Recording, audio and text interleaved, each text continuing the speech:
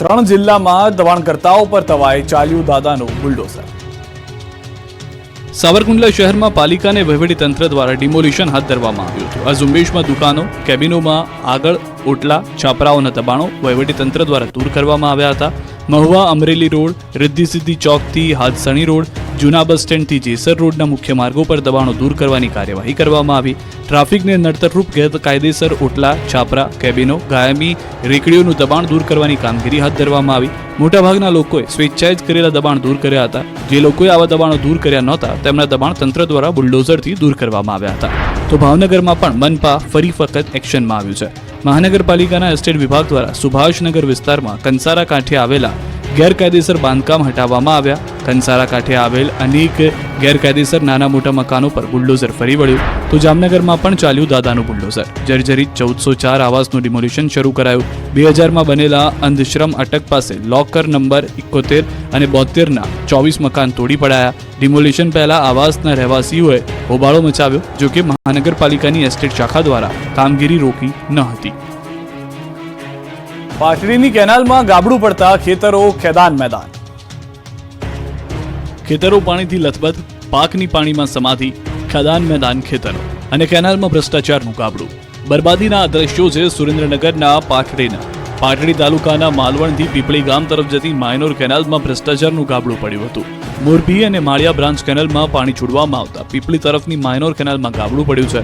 કેનાલમાં ગાબડું પડતા આસપાસના ખેતરોમાં પાણી ફરી વળ્યા છે। કેનાલમાં ગાબડું પડતા ખેડૂતોના પાકનું ધોવાણ થઈ ગયું છે। ખેડૂતો માટે કેનાલ આશીર્વાદરૂપ બનવાના બદલે અભિશાપરૂપ બની હતી। વારંવાર કેનાલ કઠણાઈ સર્જતા ખેડૂતોમાં ભારે રોષ ફેલાયો છે।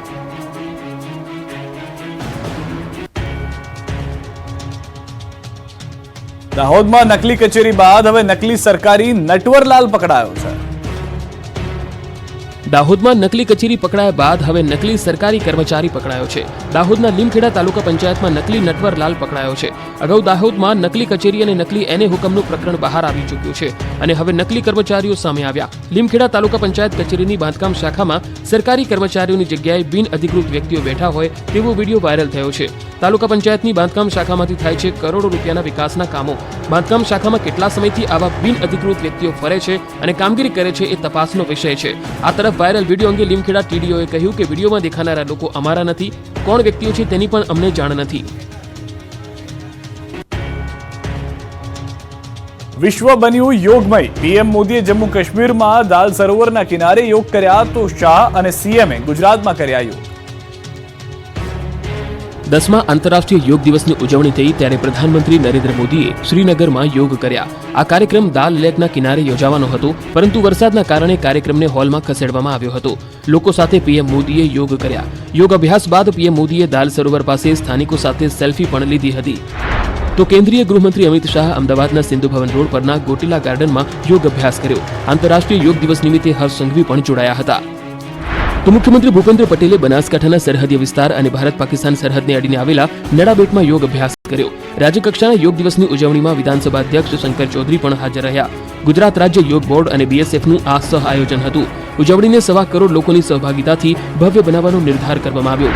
આ બાજુ સુરતમાં પ્રદેશ ભાજપ પ્રમુખ અને કેન્દ્રીય જળશક્તિ મંત્રી CR પાટીલે યોગ કર્યા। શહેરના ઐતિહાસિક કિલ્લા ખાતે યોગ દિવસની ઉજવણી કરી। ગુજરાત પણ બન્યું યોગમય। 10 વર્ષની બાળકીથી લઈ 70 વર્ષના વૃદ્ધાએ યોગ કરી ચોંકાવ્યા। કોઈએ પાણીમાં તો કોઈએ પહાડ પર, કોઈએ જંગલમાં કર્યા યોગ। વિશ્વ યોગ દિવસ નિમિત્તે ગુજરાત યોગમય બન્યું હતું, ત્યારે રાજકોટમાં સતત 6ઠ્ઠા વર્ષે એક્વા યોગાનું આયોજન કરવામાં આવ્યું હતું। રાજકોટના જીજાબાઈ સ્વિમિંગ પુલ પર 50 બહેનોએ પાણીમાં યોગા કર્યા હતા। 10 વર્ષની દીકરીથી લઈ 70 વર્ષના વૃદ્ધોએ એક્વા યોગામાં ભાગ લઈ પાણીમાં યોગ કર્યા હતા। આ બાજુ રાજકોટ મહાનગરપાલિકાએ 5 સ્થળોએ ઉજવણી કરી, હજારો લોકો જોડાયા। રાજકોટમાં માતા એવી પુત્રીનું સૂત્ર ચરિતાર્થ કરતો કિસ્સો આંતરરાષ્ટ્રીય યોગ દિવસ અંતર્ગત સામે આવ્યો। રાજકોટમાં રહેતી માત્ર 2.5 વર્ષની રુદ્રી પોપટ નામની બાળકીના યોગાસનને જોઈ સૌ કોઈ આશ્ચર્યચકિત થઈ ગયા। બાળકી વિવિધ 15થી વધુ યોગાસન કરે છે। તો હિંમતનગરના સ્વિમિંગ પુલમાં 100થી વધુ લોકોએ યોગ કર્યા। અંડર વોટર યોગ મહેન્દ્રસિંહ દ્વારા શીખવવામાં આવ્યા હતા। જામનગરમાં રિલાયન્સ ઇન્ડસ્ટ્રીઝ દ્વારા આંતરરાષ્ટ્રીય યોગ દિવસની ઉજવણી કરાઈ. શહેરમાં દિવ્યાંગ અને મનોદિવ્યાંગ બાળકોએ યોગ કર્યા.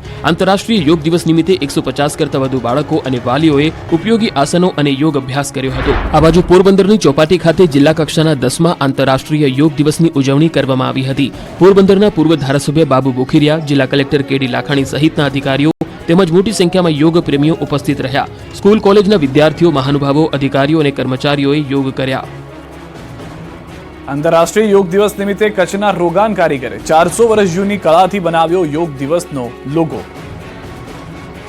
વિશ્વભરમાં આંતરરાષ્ટ્રીય યોગ દિવસની ઉજવણી કરવામાં આવી ત્યારે કચ્છના રોગાન કારીગર દ્વારા આંતરરાષ્ટ્રીય યોગ દિવસની લોગોની કૃતિ તૈયાર કરવામાં આવી છે. 21 જૂન વિશ્વ યોગ દિવસના વિષયને ધ્યાનમાં રાખીને કચ્છના કારીગર આશીષ કંસારાએ 400 વર્ષ જૂની રોગાન કળામાં વિશ્વ યોગ દિવસનો લોગો કંડાર્યો છે.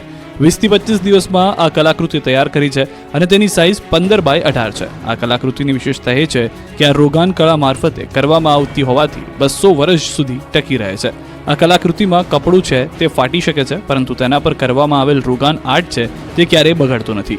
આશીષભાઈએ રોગાન કળામાં અગાઉ ચંદ્રયાન 3, રામ દરબાર, ભારત માતા, રામ મંદિર જેવી અને હવે વિશ્વ યોગ દિવસના લોગોની કૃતિ બનાવી સૌને આશ્ચર્યચકિત કરી દીધા છે. અમદાવાદની 147મી રથયાત્રા પહેલા આગામી 22 તારીખે ભવ્ય જળયાત્રા યોજાશે. તૈયારીઓ શરૂ. ભગવાન જગન્નાથજીની सांस्कृतिक पौराणिक एवं ऐतिहासिक 147મી રથયાત્રા અષાઢી સુદ બીજને 7મી જુલાઈએ રવિવારના રોજ નીકળશે. રથયાત્રા મહોત્સવ પૂર્વેનો અતિ મહત્વપૂર્ણ જળયાત્રા મહોત્સવ તારીખ 22મી જૂન શનિવારના રોજ નીકળશે. આ વખતે મહોત્સવના મુખ્ય અતિથિ જગતગુરુ કેવલ જ્ઞાન પીઠાધીશ અને અખિલ ભારતીય સંત સમિતિના રાષ્ટ્રીય અધ્યક્ષ અવિચલ દેવાચાર્યજી મહારાજ જળયાત્રામાં ઉપસ્થિત રહેવાના છે.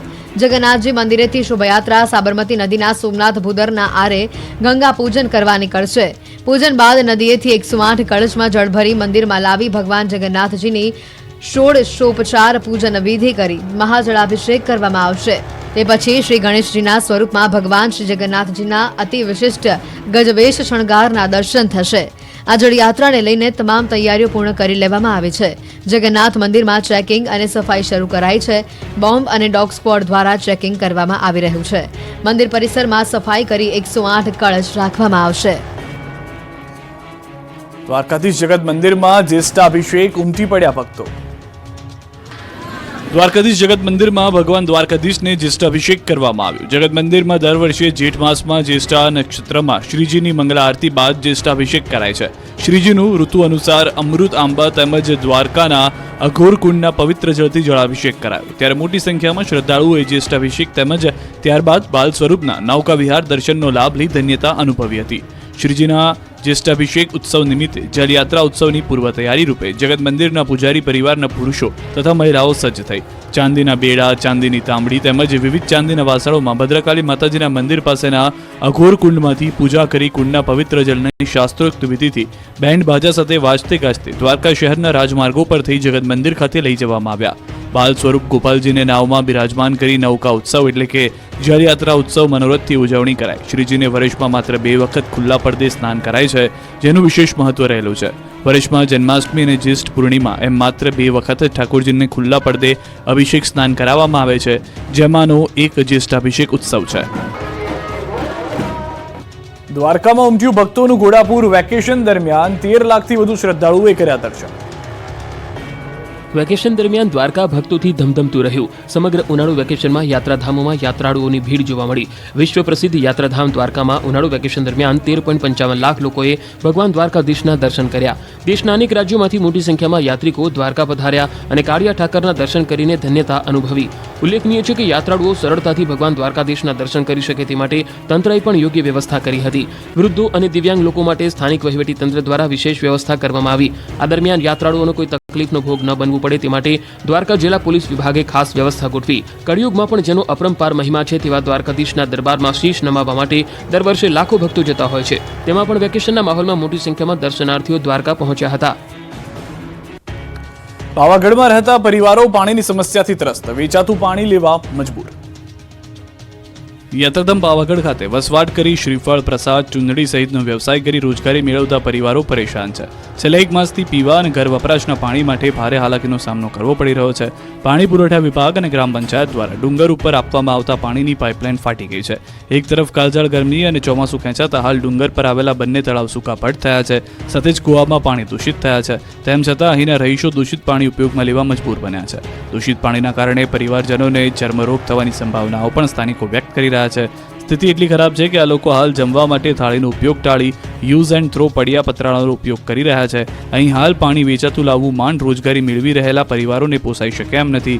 વેચાતું પાણી એક ડબ્બો 60 રૂપિયા અને કેરબાના 100 રૂપિયા ભાવ ચાલી રહ્યો છે. લુણાવાડાનો બગીચો બની ગયો છે જંગલ. 25 લાખ ગયા પાણીમાં. ચારે તરફ ગાંડા બાવળ, કાંટાળા વૃક્ષો, કચરાના ઢગલા, કટાઈ ગયેલા વીજ પોલ, તૂટી ગયેલા બાકડા. જંગલ જેવા લાગતા દ્રશ્યો છે મહીસાગરના લુણાવાડાના બગીચાના. લુણાવાડા નગરમાં સિનિયર સિટીઝન માટે બનાવાયેલો દરકોલી તળાવ પરનો બગીચો મૃતપાય હાલતમાં જોવા મળી રહ્યો છે. સવાર સાંજ ચાલતા આવતા નગરજનો દરકોલી બગીચાની દશા જોઈ તંત્ર સામે આક્રોશ ઠાલવી રહ્યા છે. લુણાવાડા અગાઉના શાસકોએ વિકાસ કરી સિનિયર સિટીઝનને બેસવાનું સ્થળ મળે તે માટે દરકોલી તળાવ પર સુંદર બગીચો વિકસાવવા માટે પ્રયત્નો કર્યા હતા, જેનો મુખ્ય ઉદ્દેશ નગરના સિનિયર સિટીઝનને બેસવાનું સ્થળ મળે, બાળકોને રમવાનો આનંદ મળે, નગરજનોને હરવા ફરવાનું સ્થળ મળે તેવો હતો. પરંતુ પાલિકા તંત્રની જાળવણીના અભાવે હાલમાં આ બગીચો દયનીય હાલતમાં દેખાઈ રહ્યો છે. બગીચાના નિર્માણ વખતે લગાવવામાં આવેલી આધુનિક લાઇટ, બાંકડા, ચાલવા માટે પેવર બ્લોકનો ટ્રેક, ધોલપુરી, આકર્ષક ડિઝાઇન તમામ વેરવિખેર અવસ્થામાં દેખાય. વોકિંગ પથ્થરની જગ્યાએ ઠેર ઠેર બાવળિયાઓ ઉગી નીકળ્યા છે. વર્ષ 2012માં 25 લાખના ખર્ચે બનાવેલ બગીચો નગરપાલિકા દ્વારા ન સચવાતા હાલ બગીચાના લાઇટ અને બાકડા સહિત અન્ય સામાન ભંગારમાં ફેરવાઈ ગયો છે. ત્યારે નગરપાલિકા આ દાદા દાદી પાર્કને સાફ સફાઈ કરી ફરી ખુલ્લો મૂકશે કે કેમ તે સવાલ છે. બાલાસિનોરના જેઠોલી શાળામાં 351 વિદ્યાર્થીઓ વચ્ચે માત્ર એક રૂમ, ખુલ્લા આકાશ નીચે ભણતા બાળકો. શાળા પ્રવેશોત્સવ, ભણે ગુજરાત ગણે ગુજરાતના મોટા મોટા તાઇફાઓ થાય છે, કરોડો રૂપિયાનો ધુમાડો થાય છે, પણ શિક્ષણ વિભાગને જર્જરિત શાળાઓ રિપેર કરવામાં જરા પણ રસ નથી. ગુજરાતના ભાવિનું જે થવું હોય તે થાય, પણ મંત્રીઓ અને શિક્ષણ વિભાગને તો ફોટા પડાવવામાં જ રસ હોય તેવો ઘાટ ઘડાયો છે. આ દ્રશ્યો ખુદ શિક્ષણ મંત્રી કુબેર ડિંડોરના જિલ્લા બાલાસિનોરના છે. બાલાસિનોર તાલુકાના જેઠોલી પે સેન્ટર શાળાના ઓરડા જર્જરિત થઈ ગયા છે. છત પર મોટા મોટા બાકોરા પડી ગયા છે. દિવાલોમાં મસમોટી ભ્રષ્ટાચારની તિરાડો પડી છે. છત પરથી સળિયા નીચે પડવા આતુર છે.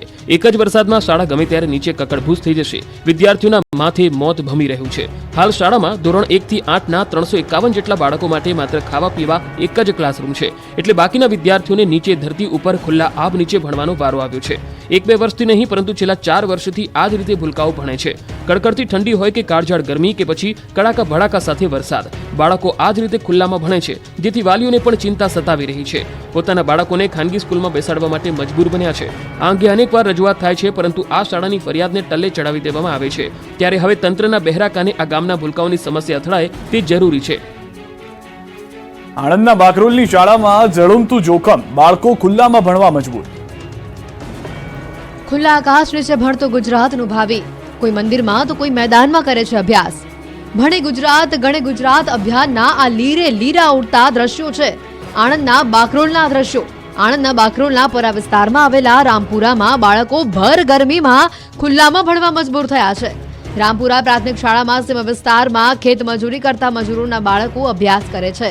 શાળાના જર્જરિત ઓરડા ઉતારી લેતા બાળકો ખુલ્લામાં અભ્યાસ કરવા મજબૂર બન્યા છે. શિક્ષકોનું કહેવું છે કે હાલમાં શાળાનું બાંધકામ ચાલી રહ્યું છે, પરંતુ વૈકલ્પિક વ્યવસ્થા ન હોવાથી બાળકો ખુલ્લામાં ભણવા મજબૂર થયા છે. શિક્ષકોની ચિંતા એ છે કે જો વરસાદ થાય તો આ સ્થિતિમાં બાળકોને કેવી રીતે ભણાવવા. રાધનપુરનો ઉનડી ગામનો રોડ કોન્ટ્રાક્ટર અધૂરો મૂકી ભાગી જતા લોકો પરેશાન થઈ ગયા છે. રાધનપુરના દહેગામથી ઉનડી ગામના લોકો કોન્ટ્રાક્ટરના પાપે પરેશાન થઈ રહ્યા છે. રાધનપુરના દહેગામથી ઉનડી ગામને જોડતો મુખ્ય માર્ગો વર્ષો બાદ મુખ્યમંત્રી સડક યોજના હેઠળ મંજૂર કરવામાં આવ્યો હતો. માર્ગનું કામ ચાલુ થતાં ગામ લોકોને નવો રોડ બનશે અને સમસ્યા હલ થશે તેવી આશાઓ બંધાઈ હતી, પરંતુ એજન્સી દ્વારા માત્ર કાચા માર્ગ પર મેટલ અને માટીનું પુરાણ કરવામાં આવ્યું છે. ડામરનું કામ પૂર્ણ ન કરતા ગામ લોકોને ભારે હાલાકી પડી રહી છે. રસ્તાનું કામ 1 વર્ષમાં પૂર્ણ કરવાની શરત મૂકી હતી, પરંતુ એજન્સીની ધીમી કામગીરીના કારણે છેલ્લા 1 વર્ષથી રોડની કામગીરી બંધ હોવાથી ગામ લોકોમાં આક્રોશ જોવા મળી રહ્યો છે અને રસ્તાની કામગીરી પૂર્ણ કરવાની માંગ કરી રહ્યા છે.